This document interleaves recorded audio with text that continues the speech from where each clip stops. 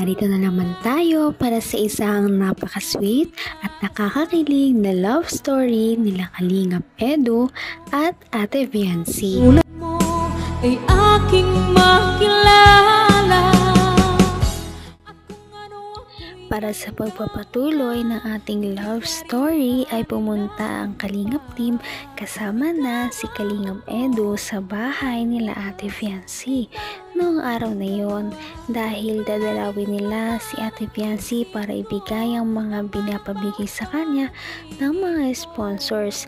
Napakarami na naman kasing nagpadala kay Ate Viancy ng mga financial assistance at mga bagay na magagamit niya sa kanyang birthday. Nung pagpunta nga doon nila Kalingap Edu, grabe ang kanilang baha na dinaanan dahil marapit pala ito sa bahay nila Ate Viancy at ito ay nagkaroon talaga noon ng umulan dahil nga malapit sila sa dagat. Kaya naman nag-usap muna sila ng mga bagay-bagay dahil na-miss din naman nila ang isa't isa at ito ang kanilang pag-uusap. Namaya na, paano muna, papagutom muna. Tara po muna tayo. Sige. Ay, kumain kami kasi kay Kuya Bob. Kaya medyo busog-busugin pa ako. Hindi ko naman alam eh. Huwag kang mag-alala. Ubus yan ang mga kasama ko ng keyboards yan. Teka lang. Tingin ka nga dito. Bakit parang mas gumaganda ka yata ngayon? Ang sikreto mo Ang sikreto mo. Kaliptint lang po ay. Salamat po sa pambobola. Bola lang ba yun? Parang grabe ka naman. Kayo nga din po. Diyan ako di maniniwala. Parang mas bumabata po yung itsura niya. Bumabata ako dahil siyempre bata ka eh. Kailangan mag-improve. Kamay na kita mahal. Na-miss nga talaga nila ang isa't isa dahil talagang nagbulahan na nga sila noong pagkita pa lamang nila. Pero totoo din naman yon dahil napakaganda nga naman talaga ni Ate Viancy.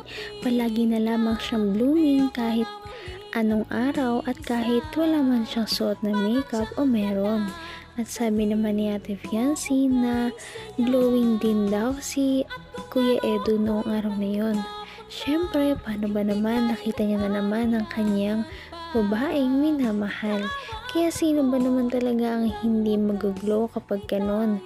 Grabe talaga ang chemistry ng dalawa kahit naman nag-uusap lang sila ng pang-ordinaryong araw ay talagang nakakakilig kaya naging trending na naman sila sa social media at nakakatuwa dahil nagpo-progress na ang kanilang relationship. Bata ka eh. Kailangan mag-improve. Kailangan sumabay. Ay, pero bagay sa'yo. Natututo ka na. Nagdadalaga ka na. Ang hihira ka talaga. Ang bilis mo talaga. Ang bilis mo. Okay yan. So, excited ka na ba sa birthday mo? Huwag kang mag-alala, sasamahan naman kita doon eh. Kung kinakabahan ka, doon naman ako katabi mo. Aalalayan kita. Saka surpresa ako sa'yo.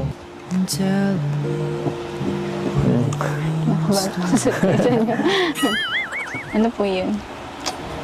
Secret muna. Secret. Abangan mo lang sa birthday mo. Baka di mo kayanin yun.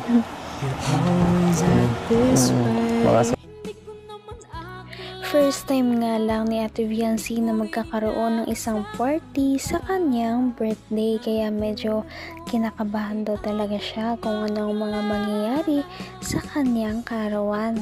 Ngunit sabi ni Kalingap Edu na huwag siyang mag-alala dahil nandun naman daw ang kanyang mga minamahal sa buhay lalong-lalo na si Kalingap Edu para pagaanin ang kanyang loob at pakalmahin siya. At dahil birthday niya naman yun, siya naman ang bida sa araw na yun, kaya't walang problema kung ano man ang kanyang mga gagawin. Nakakatuwa dahil dati na labandera lamang si Ate Fiancee, ngayon ay makakaranas na siya ng isang birthday party na sobrang engrande. Kahit hindi pa man din ito ang kanyang debut o 18th birthday, sobrang bumaha na talaga ng mga sponsors at mga pahanda sa kanyang birthday. Baka sobrang tuwa mo. Mapa-oo ka. Joke lang.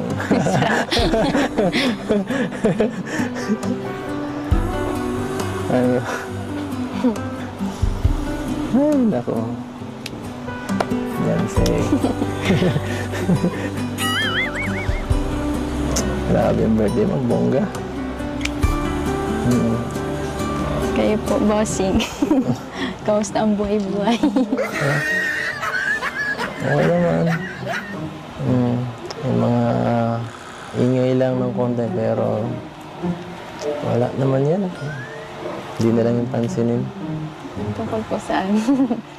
Ay, nako, Beyonce.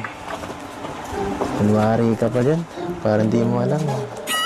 Alam ko, basta...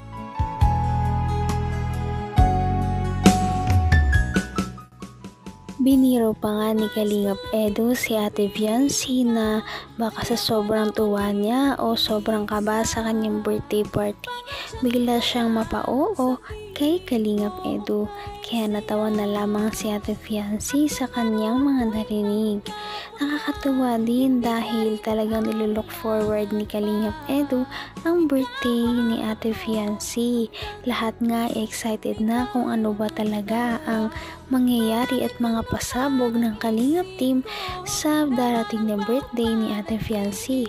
Talagang ito ay ginastusan at pinaghandaan ng buong Kalingap team, pati na rin ang kanyang mga sponsors, kaya sobrang engrande talaga nito at marami ang mga dadalo sa birthday ni Ate Fiancee. Kasama na dito ang mga iba't ibang kilalang mga vlogger. Ano? Totoo ba yun? Totoo ba yung mga narinig rin sa mga fans yan? Ay, nako. Hindi ka makasalita. Kaya pa na po kulto. Change topic po. Bakit?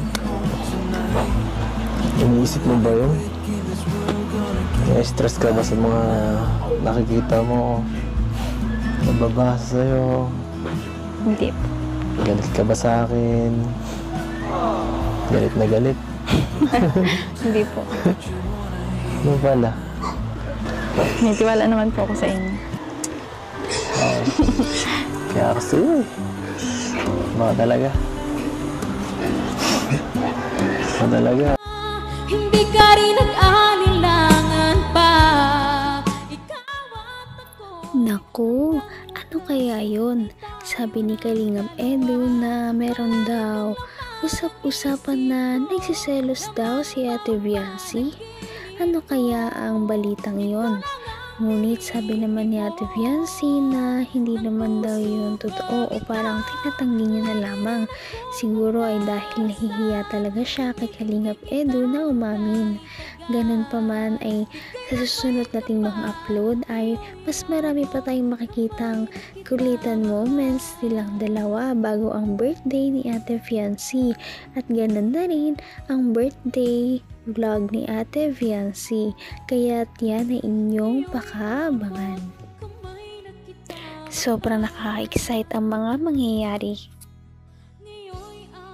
Kaya naman, sana ipatuloy natin silang suportahan at mahalin si Fiancee, si Kalingap Edu at ang Kalingap team.